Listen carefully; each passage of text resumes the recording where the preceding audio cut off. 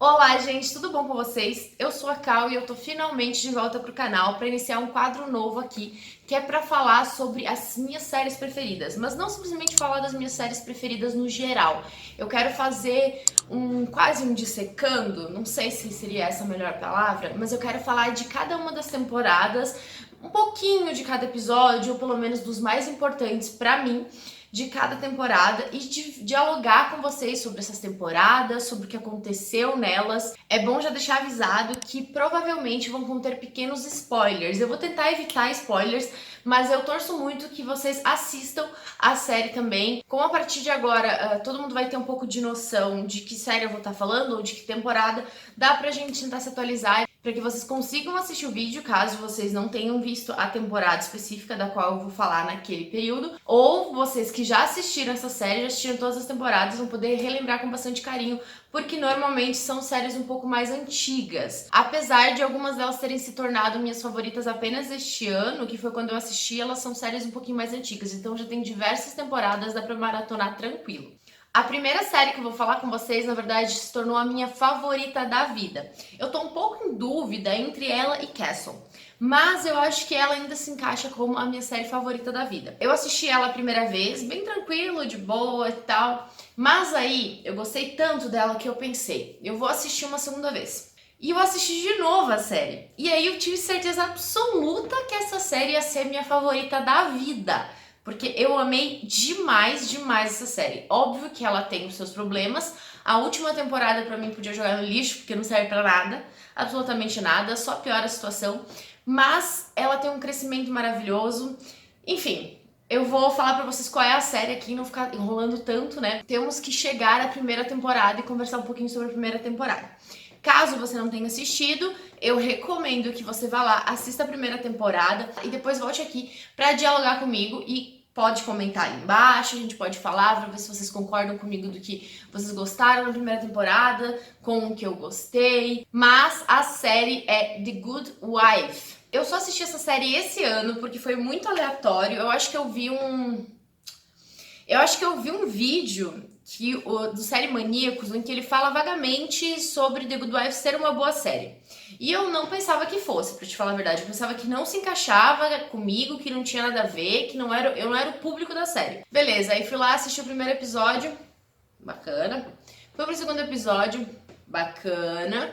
Aí me vi numa que, quando eu tinha um tempo livre, eu só assistia isso. Eu só fazia isso. Qualquer tempo livre que eu tinha, eu tava lá vendo The Good Wife, sabe? Pra eu conseguir ver uma vez 7 temporadas, ver outra vez 7 temporadas, eu gastei um bom tempo, mas eu posso te garantir pra vocês que valeu cada segundo. Porque eu amo, amo, amo essa série. Mas vamos lá falar de cada temporada para que vocês entendam um pouquinho melhor, caso ainda não tenham assistido e querem descobrir um pouquinho mais sobre se realmente vale a pena assistir. Tem pequenos spoilers aqui nessa primeira temporada, mas nada muito grave. A partir da segunda temporada já terão mais spoilers, porque tem muita coisa que acontece do final da primeira temporada para o início da segunda. Na primeira vez, ok, deixei passar. Na verdade, eu ouvi, ok, a voz do Will quando a Alicia chega no andar correto da reunião, né, que ela vai participar, para começar a trabalhar na firma de advocacia.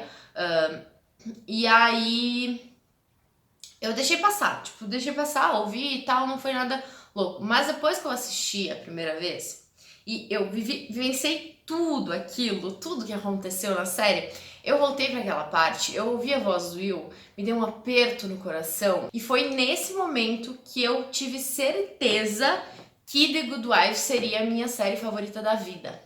A sinopse da série eu acredito que vocês encontram facilmente ali na internet. Eu vou tentar dar uma resumidinha enquanto eu vou contando a história, mas é bem tranquilo de achar e vocês vão entendendo conforme eu vou falando.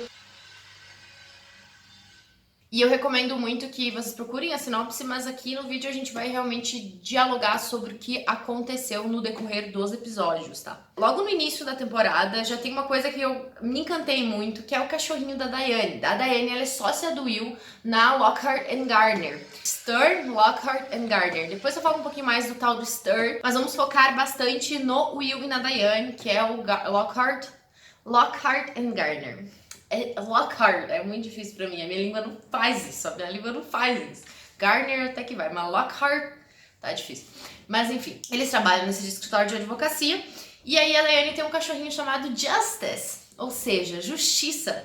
E eu achei sensacional. Pena que ele não aparece mais depois, né? Ele aparece pouquinho, mas dá uma introdução bonitinha. Fica pensando, meu Deus, o quanto essa mulher não é louca por isso que ela faz, né? Se ela botou o nome do cachorro dela de Justice. O legal também é que no primeiro episódio, outra coisa que eu não reparei na primeira vez que eu assisto, por isso que, tipo, eu me tornei o tipo de pessoa que quando eu gosto de uma série, eu assisto mais de uma vez, porque tu passa a reparar muito mais nas coisas, porque tu já tem uma noção geral da narrativa, então você repara muito mais nos detalhes, né? E aí eu não reparei na primeira vez, mas na segunda sim. No primeiro episódio, eles mostram muito o geral do escritório, porque depois, no decorrer da série, não é mostrado. Tu vê cômodo por cômodo, às vezes pequenos cômodos, entende? Algumas salas, uma sala central, mas nada muito amplo, sabe?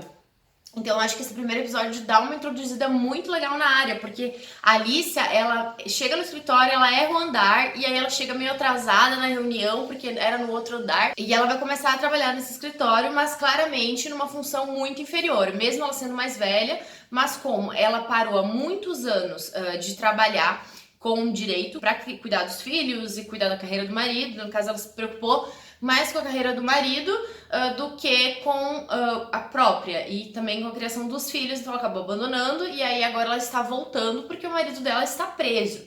Mas enfim, vamos conversar um pouco mais sobre isso no decorrer do vídeo. E aí o Will deu uma oportunidade para ela voltar trabalhando na Lockhart and Gardner.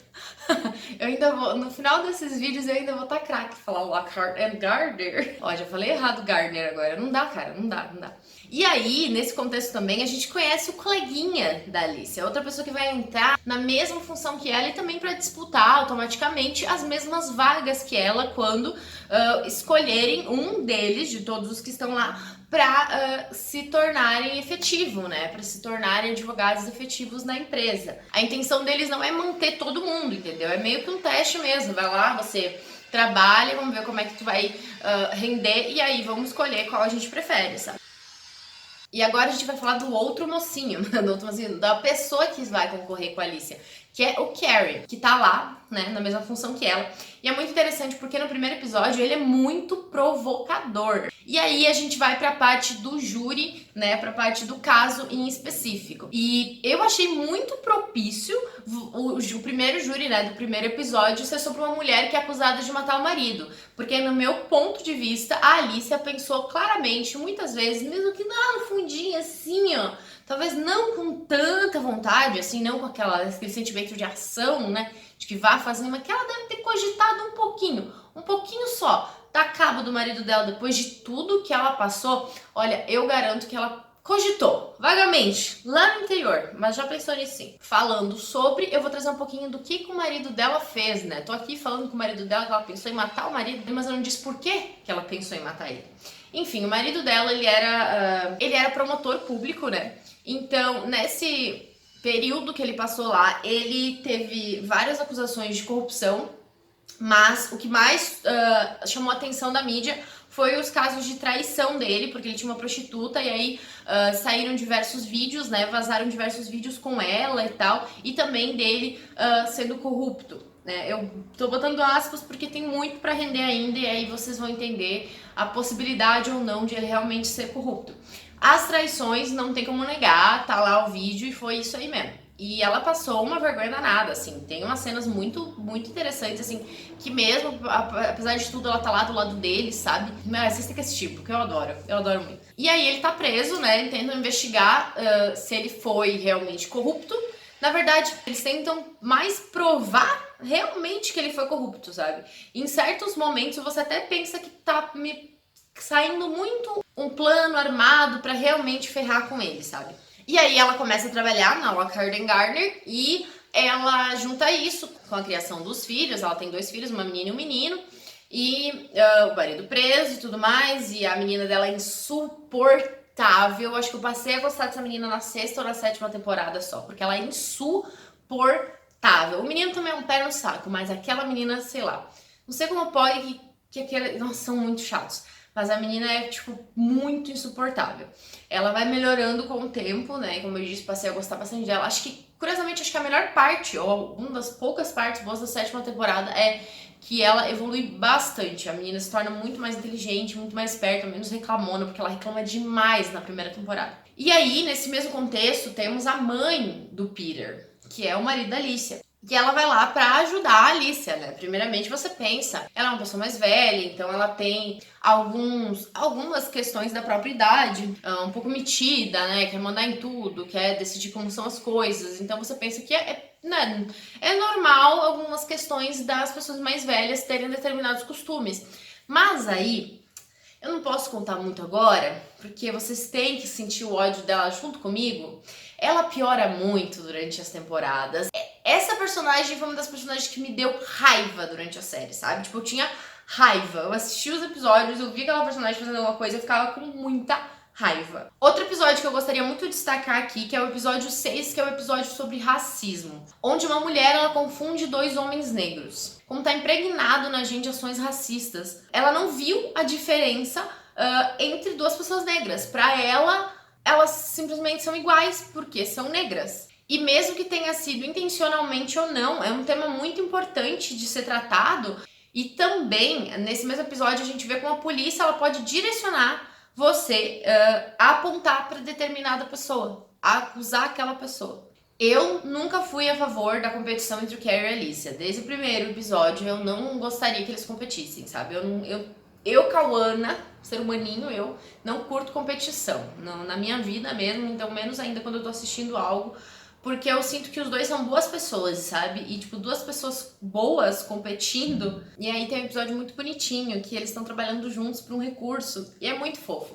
Enfim, no decorrer das temporadas vocês vão ver quando eu falar bastante sobre o quanto eu gosto deles dois juntos, assim. É muito legal. Eu gosto muito do Carrie e da Alicia. Eles são, tipo, uma nova versão do Will da Diane, mas um pouquinho diferente também. Agora, sobre muito do que a Alicia passa nesse período, tem um episódio específico que a garota de programa que saiu com o marido dela escreve um livro. E aí você vê o tanto que a Alicia tem que... Às vezes eu vou falar Alicia, às vezes eu vou falar Alicia. Enfim, segue o fluxo. Você vê o quanto ela carrega de peso, sabe? Por quanta coisa ela tem que passar. O sangue frio que ela precisa ter, porque, cara, o jeito que as pessoas olham pra ela, tipo, é muito foda, é muito triste, assim. E aí, conhecemos o terceiro sócio, o tal do Stern, que não faz falta nenhuma. Sinceramente, não faz falta nenhuma. Não precisava nem existir. O plot dele, onde eles inserem o personagem, é péssimo. Aí temos mais um caso que também me chamou a atenção, que é o caso sobre liberdade de expressão. Eu, enquanto jornalista, acho muito interessante a gente abordar esses temas, né? Então, me chamou bastante a atenção esse caso, porque é um caso onde um pseudo-jornalista, não sei, um apresentador de televisão, vamos usar este termo, e fala muito sobre o limite da liberdade de expressão. Por quê? Pois esse apresentador que eu trouxe, ele acusa a mãe de uma menina de matar ela.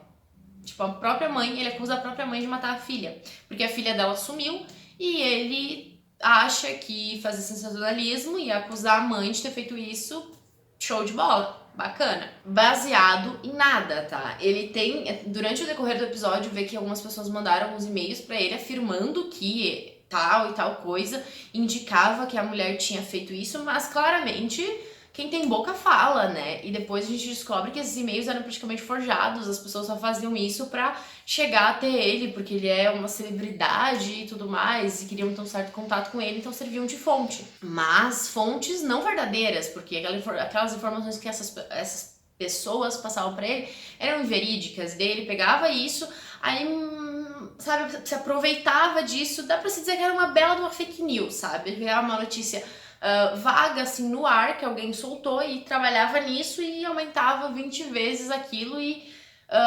tratava como uma coisa completamente diferente. Só que aí, por que tem um processo nesse rolê? A mãe da menina se mata devido a todas as acusações que as pessoas estavam fazendo contra ela, porque o programa que ele fazia era um programa muito assistido, e as pessoas viam esse programa e aí acusavam a mãe também. Então, todo mundo achava que era a mãe, então a mulher estava sendo acusada de ter matado a própria filha e ainda tinha perdido a filha, porque a filha foi sequestrada e não tinha voltado para ela, sabe? E aí o marido processa o cara, enfim, tem muitos desdobramentos e você precisa assistir para saber o que aconteceu.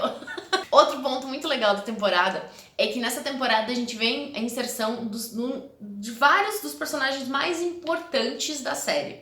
Então, nessa temporada a gente conhece Colin Sweeney, que participa de vários momentos das próximas temporadas. Mas, no próximo vídeo vocês vão saber um pouquinho mais sobre Colin Sweeney, mas Colin Sweeney é interessante. Eu não vou dar joia porque ele não é joia. Ele é um ótimo personagem, digamos assim. Aí mais pro fim da temporada, começamos a acompanhar o processo de soltura do Peter Florrick, marido da Alicia. E aí, como eu tava falando, até pensamos que realmente se trata de uma caça às bruxas. Mas, como ainda temos muitas temporadas, não pense que o que você viu na primeira temporada vai se manter até o final. Aquela pessoa que você amou pode não ser bacana.